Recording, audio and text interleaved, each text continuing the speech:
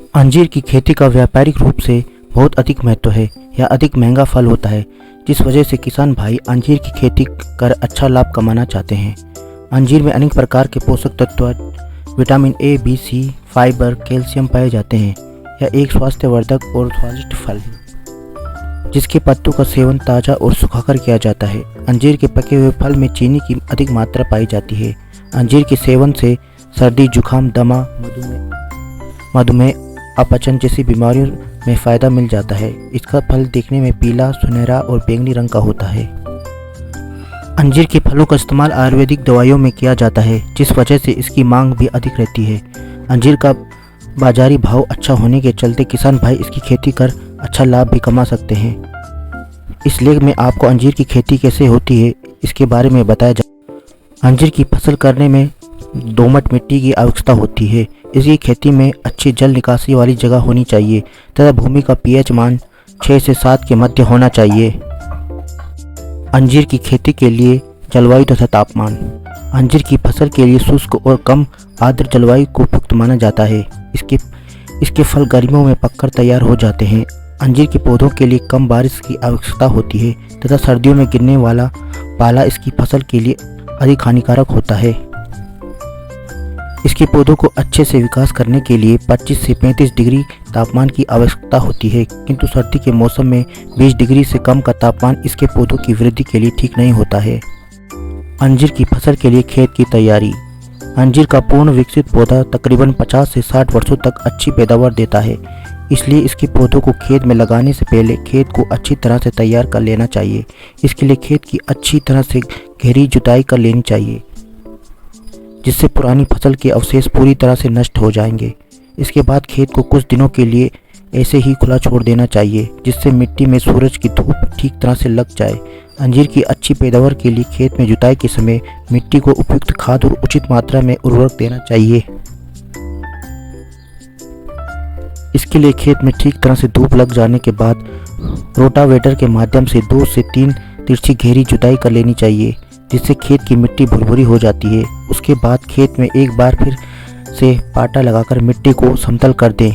भूमि के समतल हो जाने के पश्चात खेत में आपको जल भराव जैसी समस्या नहीं दिखने को मिलेगी। तैयार किए गए समतल खेत में अंजीर के पौधों को लगाने के लिए गड्ढों को तैयार कर लेना चाहिए।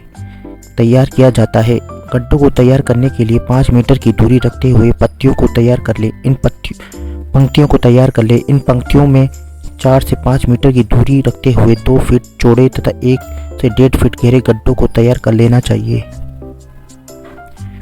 इन गड्ढों में 15 किलो पुरानी गोबर की खाद को जैविक खाद के रूप में और रासायनिक खाद के रूप में NPK की 50 ग्राम की मात्रा को मिट्टी में मिलाकर रोपाई का सही समय और तरीका। अंजीर के पौधों को खेत में तैयार किए गए गड्ढों में लगाया जाता है।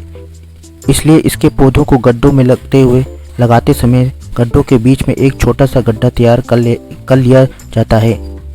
इस छोटे गड्ढे में पौधों को लगाने से पहले उन्हें गौमूत्र से उपचारित कर लेना चाहिए। इसके बाद पौधों को गड्ढे में लगाने के बाद उन्हें 1.5 सेंटीमीटर तक मिट्टी डालकर दबा दें। इसके पौधों को बारिश के मौसम जुलाई और अगस्त में माह में लगाना उपयुक्त माना जाता है। अंजीर के पौधों की सिंचाई।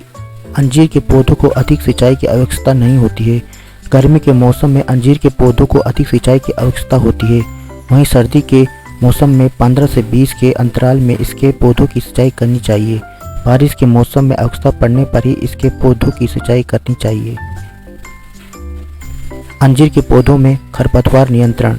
अंजीर के पौधों पर खरपतवार नियंत्रण के लिए प्राकृतिक माध्यम में निराई गुड़ाई करने की आवश्यकता होती है। इसलिए जब भी आपको अंजीर के खेत में खरपतवार दिखाई दे तब आपको निराई गुड़ाई अंजीर के पौधों में लगने वाले रोग एवं उनकी रोकथाम। पौधों को अंजीर के पौधों में ना साथ ही आवश्यकता होने को मिलते हैं, किंतु कुछ कीट जनित रोग होते हैं जो पौधों की पत्तियों को खाकर उनके विकास को प्रभावित करते हैं। इसके अतिरिक्त जल भराव की स्थिति में भी पैदावार प्रभावित हो सकती है। अंजीर के फलों की तुड़ाई, पैदावार और लाभ। अंजीर के फलों के पूर्ण रूप से पक जाने के बाद तुड़ाई कर लेनी चाहिए। अंजीर के फलों के ऊपरी भाग का रंग किस्मों के आधार पर अलग अलग पाया जाता है। फलों के पक जाने पर वह काफ़ी मुलायम मालूम पड़ने लगते हैं। उस दौरान इसकी तुड़ाई कर लेनी चाहिए। इसके फल की तुड़ाई को खासकर अगस्त के माह में माह में की जाती है। फलों को तोड़ने के बाद उन्हें पानी भरे बर्तन में रख लेना चाहिए तथा फलों को तुराई को। हेलो दोस्तों, अगर आपको ये वीडियो इंफॉर्मेटिव लगा तो इस वीडियो को एक लाइक दें और चैनल को सब्सक्राइब करें। धन्यवाद।